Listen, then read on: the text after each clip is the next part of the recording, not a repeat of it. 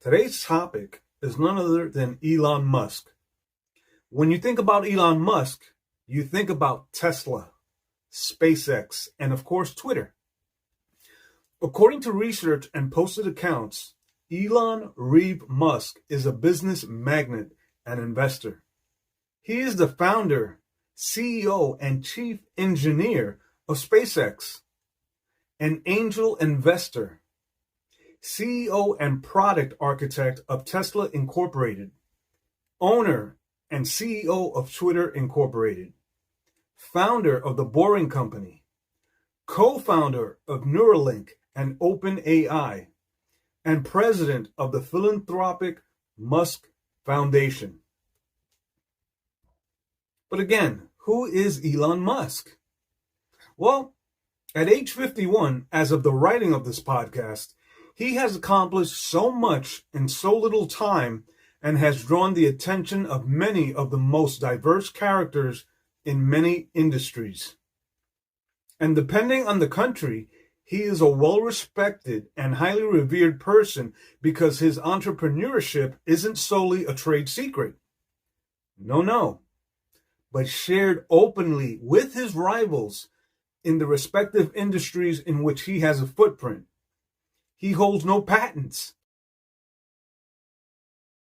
Elon Musk has taken America by storm with his visionary insights for change and drawn inspiration from a generation of dazed and confused individuals to the ire of his rivals, including the United States government.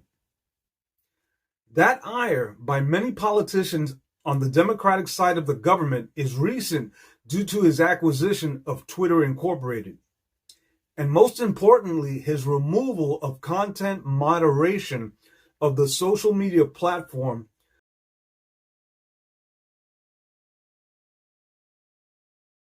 As far as entrepreneurs go, Elon Musk is one of the richest in the long line of people in his financial status.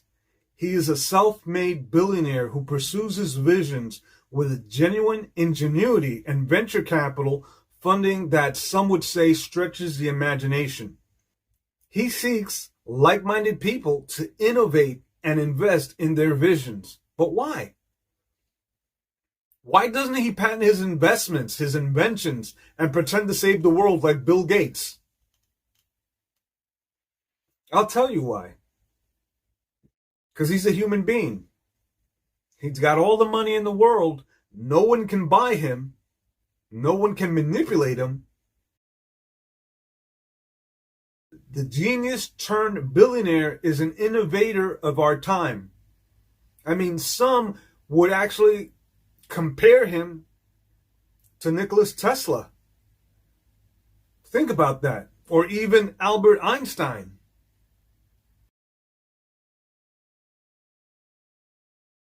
Why has he become the enemy of the state?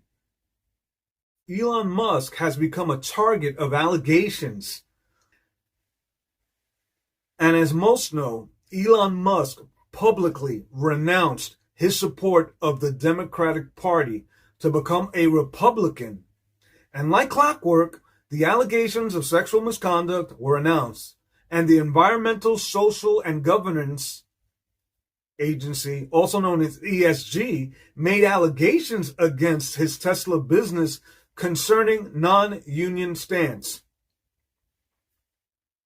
Furthermore, another allegation is that Elon Musk received funding from the Sam Bankman-Fried disgraced FTX founder in March. You know that who I'm talking about. Guy that was just recently arrested in the Bahamas. Now the government is trying to make conclusions or draw ties to him and Bankman-Fried. Sounds like the Democratic Party and the Biden administration are taking a page out of Nancy Pelosi's playbook. Remember this? You demonize, and then we call it the wrap-up smear. If you want to talk politics, you call it the wrap-up smear. You smear somebody with falsehoods and all the rest, and then you merchandise it. And then you write it, and they'll say, see, it's reported in the press. And let's not leave out, let's go Brandon. As President Biden has called for a federal investigation of billionaire businessman Elon Musk, who recently purchased Twitter with the stated goal of restoring free speech principles. During a press conference, a reporter asked the president, Mr. President, do you think Elon Musk is a threat to U.S. national security? And should the U.S., and with the tools you have, investigate his joint acquisition of Twitter with foreign governments, which include the Saudis?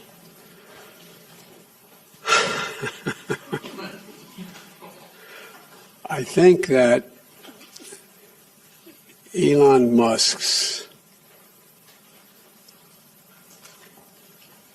cooperation and/or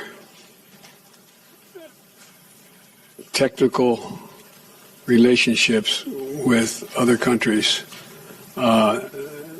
is worthy of being looked at.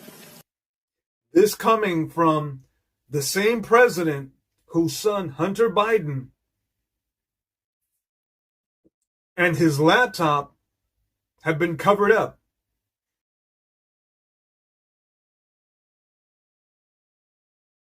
The release of the Twitter files has the Biden administration, the Democratic Party, and several federal law enforcement agencies reeling because the latest release implicates the use of these outside parties to influence the public and suppress the truth.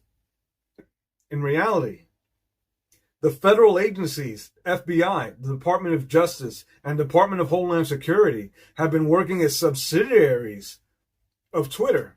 That was prior to the purchase of Twitter by Elon Musk.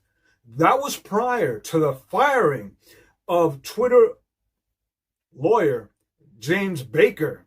That was prior to the firing of several ex-CIA, FBI agents that were working within Twitter as content moderators.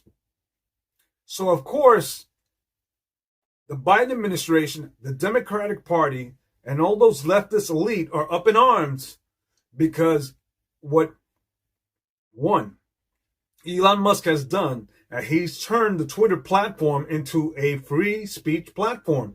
And of course, you have commercials decrying that racist slurs are up, that, hey, I don't even have to tell you all the damn things that are being said now that he's taken over Twitter.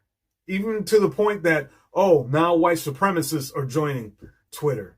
It seems that the Biden administration, the leftists, the Democrats, that is their trump cards. Racism and white supremacists. But the truth is, the racism and all this fear-mongering is coming from the Democratic Party. And the only thing that's really happening here is that Elon Musk has been delivering these Twitter files, which have really stirred a pot of controversy because there's truth behind the fact that federal agencies, along with the Biden administration, have been influencing those things that are tweeted, those things that are suppressed through content moderation. The FBI is out of control. You know, in the beginning, I thought that there were probably 2 or 3 rogue employees who were orchestrating this cover up of the Hunter Biden laptop story. But now we know the FBI had a division of at least 80 agents. We also know that the FBI paid Twitter over $3 million for their time, all the time they took over the past couple of years in telling them who to suppress, who to ban. As of the production of this podcast, 7 installments of the Twitter files have been released by Taibbi and Weiss. The documents include screenshots, documents, internal memos, and chats that demonstrate internal communications and decision-making which took place at Twitter primarily in 2020 and 2021. Taibbi first published the internal communications and allegations on December 2nd of this year. They document and provide evidence regarding Twitter's internal process around the October 2020 decision to prevent the New York Post from running a story on Hunter Biden's laptop and its contents. The piece alleges conflicts of interest and other suspicious dealings and influence peddling involving current President Joe Biden and his son Hunter, as well as foreign businessmen and interest. This report also includes graphic video content featuring Hunter. And we've seen him, the one where he's messing around with prostitutes, where he's choking up on meth. Yeah. You know which ones I'm talking about. Taibbi provides evidence that Twitter leadership decided to suppress the story and ban it from the platform at that time on the basis that they did not find it newsworthy and believed it could constitute willful misinformation in the 2020 election cycle. The Twitter files are revealing more and more every day about the government's content moderation. Twitter's contact with the FBI was constant and pervasive, as if it were a subsidiary. Between January 2020 and November 2022, there were over 150 emails between the FBI and the former Twitter Trust and Safety Chief, Yoel Roth. A surprisingly high number are requested by the FBI for Twitter to take action on election information, even involving joke tweets from lower follower accounts. In response to the Twitter files, a spokesman for the FBI told Fox News Digital the FBI regularly engages with private sector entities to provide information to specific identified foreign malign influence actors, subversive, undeclared, covert, or criminal activities. Private sector entities independently make decisions about what, if any, action they take on their platforms and for their customers after the FBI has notified them, which is bullshit, okay? What the FBI is basically doing is they are monitoring Americans. Remember when they asked, does the NSA collect any type of data at all on millions or hundreds of millions of Americans? No, sir. It does not. Not wittingly. Of course they were. He lied. He's not in jail, although he lied to Congress. But they have been monitoring your emails, the sites that you go to, places that you shop, who you call, your messages. You've always been monitored. Taibbi highlighted the FBI's social media task force established after the 2016 presidential election that assigned as many as 80 agents to monitor foreign interference prominently featured in the Twitter files. Do agencies like the FBI and DHS do in-house flagging work themselves or farm it out? You have to prove to me that inside the fucking government that you can do anything of massive data or AI search, says one former intelligence officer, Taibbi wrote.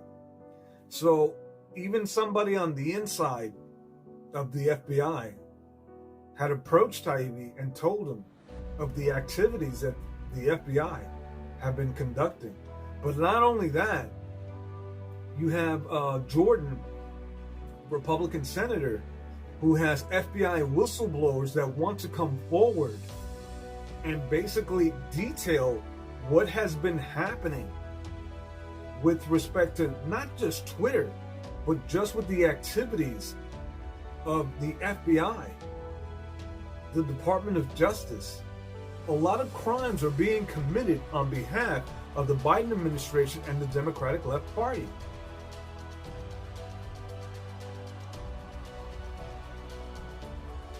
All right, here are my thoughts. I have never claimed, nor am I, an avid follower of Elon Musk. I have a lot of respect for his vision, for his accomplishments as a businessman, and most importantly, what he has tried to do with Twitter. make it a social media platform for free speech. I applaud that, because you don't have too many people with the balls or the courage to stand up to the government, to stand up to federal agency and say, hey, you cannot suppress a First Amendment right that's guaranteed to U.S. citizens, to Americans, by the Constitution. It is definitely, it says a lot when, Elon Musk has put out a poll out there asking Twitter followers whether he should step down.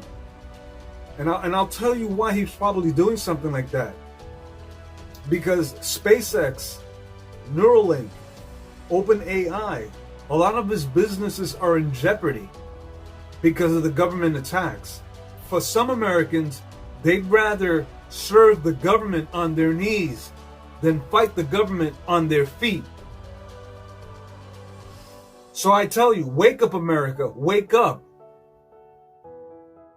Take action. Don't surrender. Stop being a bunch of slapnuts.